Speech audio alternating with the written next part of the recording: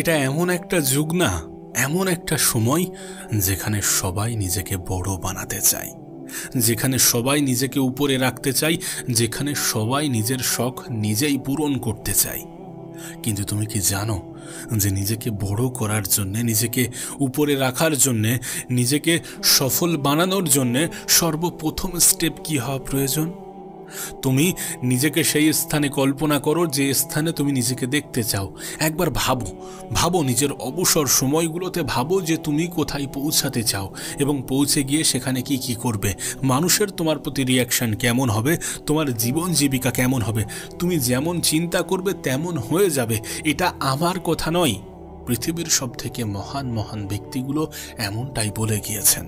আর বিশ্বাস করো, এটা মন গড়া নয়।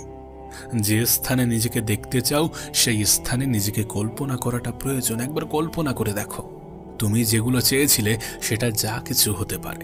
এক একটা মানুষের কাছে এক এক রকম হতে পারে। তুমি একটা গাড়ি চেয়েছিলে, হতে পারে তুমি পরিবারের জন্য, তোমার মা বাবার জন্য একটা বাড়ি তৈরি করবে ভেবেছিলে। তুমি ভেবেছিলে লাইফে এটা অর্জন করবে, তুমি এই চাকরি পাবে, এই জায়গায় নিজের বিজনেস তৈরি করবে, মাসে এত টাকা উপার্জন করবে, এমন কিছু তো ভেবেছিলে। তোমার কাছে একটা ফিগার আছে।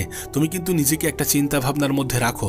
প্রত্যেকটা মানুষই নিজেকে নিয়ে একটু হলেও চিন্তা করে যে আমার এটা লাগবে, আমার সেটা লাগবে।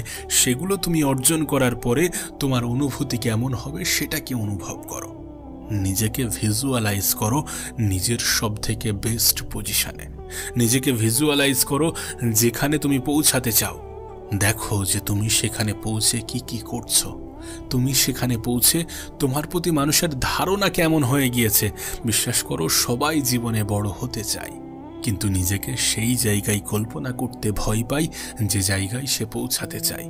কারণ দিনের পর দিন যখন সে একটু একটু করে সময়ের অপচয় করে যায়, দিনের পর দিন যখন সে ব্যর্থতার শিকার হয়, তখন সে মনে করে যে এমনটা সম্ভব নয়। কিন্তু বাস্তবে তুমি যেমনটা বলবে, যেমন চিন্তা করবে, তোমার সাথে ঠিক তেমনটাই ঘটবে। দেখো, সর্বপ্রথম তোমার এটা জানাটা প্রয়োজন যে তুমি কি করতে চাও, তোমার কি লক্ষ্য, তোমার কি উদ্দেশ্য, তোমার কি গোল আছে। সেগুলোকে যখন তুমি আইডেন্টিফাই করে ফেলবে, তখনই তোমার ভিজুয়ালাইজেশনটা আসবে, তখনই তুমি দেখতে পাবে, তখনই তুমি সেই জায়গায় নিজেকে কল্পনা করতে পারবে। প্রত্যেকটা মানুষের জীবনে একটা নির্দিষ্ট উদ্দেশ্য থাকে, আর যদি সত্যি কারোর জীবনে কোনো উদ্দেশ্য না থাকে তাহলে সে তো মৃত ব্যক্তি। সে তো মৃত ব্যক্তির নেই। একটা খুব সুন্দর বিষয় তোমাকে বলি, যখন তুমি নিজেকে এরকমভাবে বলো না যে হ্যাঁ এটা আমি করব, এটা আমার উদ্দেশ্য, এটা আমি করে দেখাবো, এবং যখন তুমি বারবার নিজেকে এটা বলতে থাকো, তখন তোমার মধ্যে কিন্তু একটা বিশ্বাস ডেভেলপ হয় যে না, আমি সত্যি করে দেখাবো। তুমি ভেবে দেখো, এটা কিন্তু নর্মাল বিষয় যে তুমি বলছো যে আমি করব, আমি করে দেখাবো। কিন্তু যখন তুমি সেই চিন্তা ভাবনাকে বারবার রিপিট করছো এবং নিজেকে বারবার সেটাকে বলছো, অনুভব করাচ্ছ, তখন কিন্তু সেটা তোমার বিশ্বাসে পরিণত হয়। আর সত্যি বলতে তুমি নিজেও জানো যে নিজের উপরে বিশ্বাস রাখাটা কতটা প্রয়োজনীয়। আত্মবিশ্বাস একজন মানুষকে কোথায় থেকে কোথায় নিয়ে যেতে পারে, এটা তোমাকে নতুন করে ব্যাখ্যা করার কোনো প্রয়োজন নেই, আমি জানি। আর একবার ভেবে দেখো, যখন তুমি এই সমস্ত কিছুকে নিজের একটা নোটবুকে বা নিজের একটা ডায়েরিতে লিখে ফেলো, তখন তোমার সেই চিন্তাভাবনা কতটা ফুটে উঠবে, তখন তোমার ভিজুয়ালাইজেশনটা কতটা স্ট্রং হবে। এখানেই কিন্তু 50% শেষ হয়ে গিয়েছে যে তুমি কোনো কিছুকে চিন্তা করছো, তোমার একটা নির্দিষ্ট লক্ষ্য আছে এবং সেটাকে নিয়ে তুমি চিন্তা করছো, দেন সেটাকে তুমি বারবার রিপিট করছো, দেন সেটাকে তুমি তোমার নোটবুকে বা ডায়েরিতে লিখে ফেলেছো। এখানেই কিন্তু 50% শেষ, আর বাকি আছে 50% মেহনত। দেখো, এই জিনিস আমি আমার জীবনে, আমি আমার নিজের জীবনেও ট্রাই করেছি।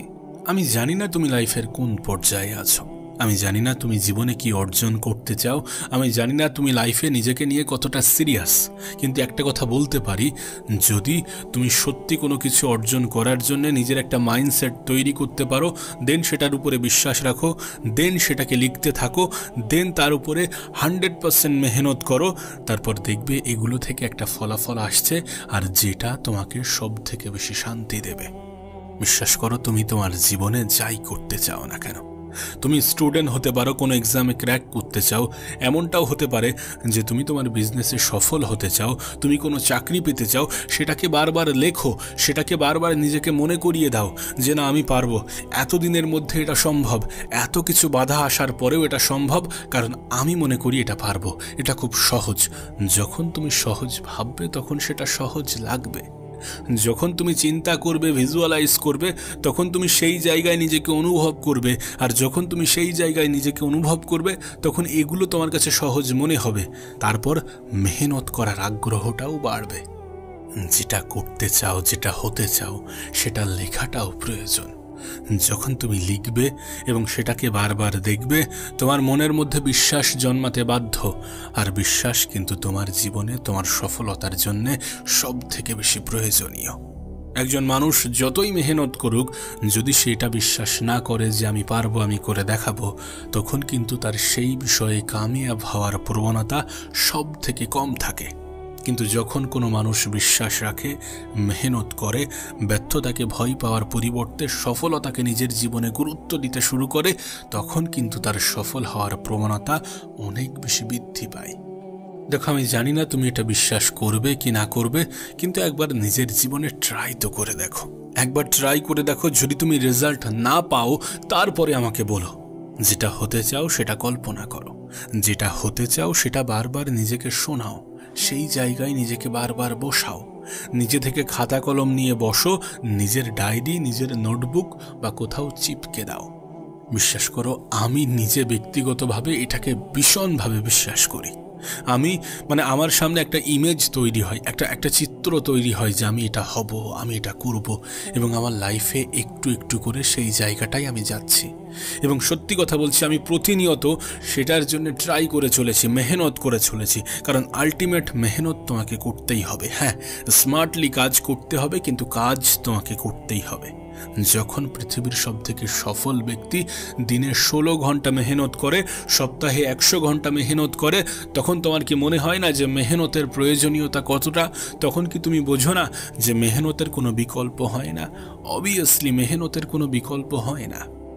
দেখো, তুমি তোমার গোল, তুমি তোমার এম, তুমি তোমার টার্গেট লিখতে শুরু করো যে আগামী 10 বছরে তুমি কোথায় দেখতে চাও, আগামী 5 বছরে, আগামী 1 বছরে, আগামী 6 মাসে, আগামী 1 মাসে।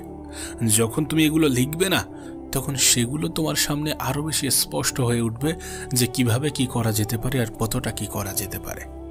একটা কাজ করো, ঘুমানোর আগে একবার কল্পনা করো যে তুমি অনেক সফল হয়ে গিয়েছো, অনেক সফল ব্যক্তিদের কাতারে সামিল হয়ে গিয়েছো।